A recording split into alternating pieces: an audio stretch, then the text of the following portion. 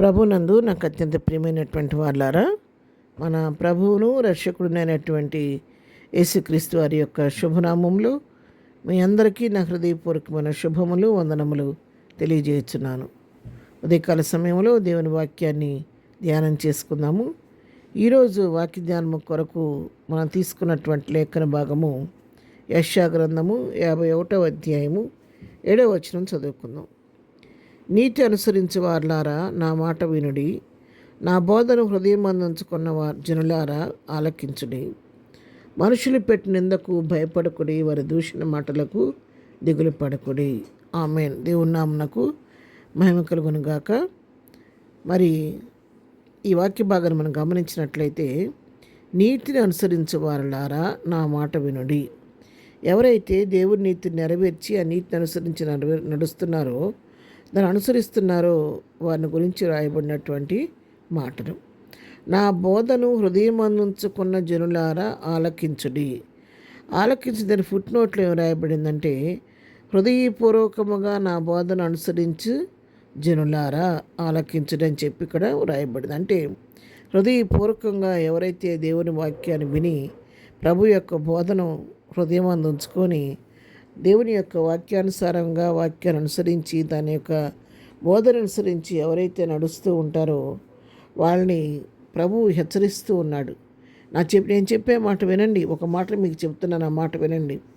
ఏంటంటే ఆ మాట, మనుషులు పెట్టినందుకు భయపడకుడి, వారి దోషణ మాటలకు దిగులు పడకుడి. మీరు ఈ విధంగా దేవుని నీతిని అనుసరిస్తూ జీవిస్తున్నప్పుడు, నా బోధన అనుసరించి మీరు నడుస్తున్నప్పుడు అనేకటువంటి నిందలు అవమానాలు మీకు కలుగుతూ ఉంటాయి.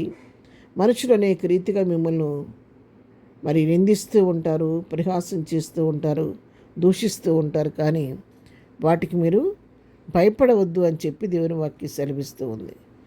ఎందుకంటే లోకము దేవుని ప్రేమించలేదు కాబట్టి మనల్ని కూడా ప్రేమించదు. మనం దేవుని ఎరిగిన వారం కాబట్టి, దేవుని బిడ్డలం కాబట్టి, దేవుని తృణీకరించినట్లుగా మనల్ని కూడా లోకం తృణీకరిస్తుంది. కాబట్టి పరిహాసపు మాటలు ఎన్నో మన విషయంలో మాట్లాడుతూ ఉంటారు, దూషిస్తూ ఉంటారు, నిందలు మోపుతూ ఉంటారు, అనేక రకాలుగా మనల్ని బాధ పెట్టడానికి ప్రయత్నిస్తూ ఉంటారు. అయితే దేవుని వాక్యం ఏ సెలవిస్తుందంటే, మనుషులు మీ మీద పెట్టిన నిందను గురించి మీరు ఏమాత్రం కూడా భయపడొద్దు. మనుషులు ఒక మనం నిందిస్తున్నారా, దాని గురించి దుఃఖపడొద్దు, దిగులు పడవద్దు.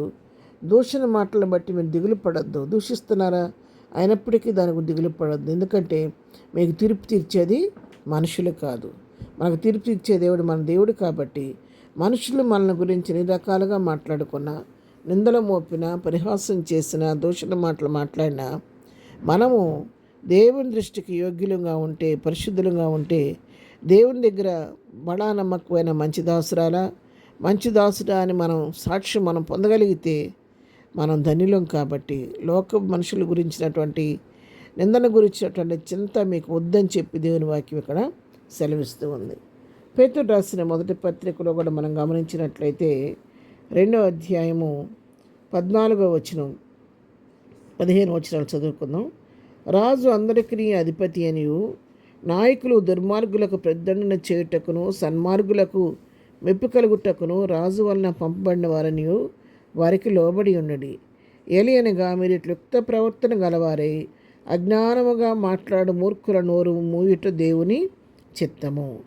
ఇక్కడ మరి మనం మేలు చేసేవారిగా జీవిస్తూ యుక్తమైనటువంటి ప్రవర్తన కలిగి దేవుడు నియమించిన ప్రతి కట్టడకు మనం లోబడుతూ, మన అధికారులకు లోబడుతూ, ఆయన ఆజ్ఞానుసారంగా మనం జీవిస్తూ ఉంటే, మనం ఎప్పుడైతే ఆ విధంగా ప్రభు చిత్త ప్రకారం జీవిస్తూ యోగ్యమైన రీతిలో మేలు కలిగించే విధంగా మనం జీవిస్తూ ఉంటామో, మన నోరు తెరిచి మాట్లాడవలసిన అవసరం లేదు. కానీ మన యుక్త ప్రవర్తన వాళ్ళ నోళ్లను మూపిస్తుందంట.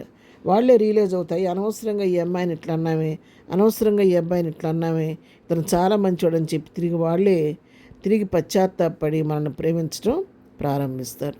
కాబట్టి ఉదయకాలం దేవుని వాక్యం వింటున్న ప్రియులారా, మీరు ఏ హృదయంతో ఉండి ఏ సమస్యలను వింటున్నప్పుడు కూడా మీకు విరోధంగా మాట్లాడుతున్న మోయబడాలంటే మన దేవుని ఆ మాట లోబడి దేవుని చిత్తానుసారంగా జీవిస్తే మన యుక్తమైన ప్రవర్తన బట్టి వాళ్ళ నోళ్ళు మూయబడతాయి. కాబట్టి అటు విధంగా ప్రభు చిత్తానుసారంగా జీవించి ప్రభు కృప పాత్రలు అవుదాం. ప్రార్థన.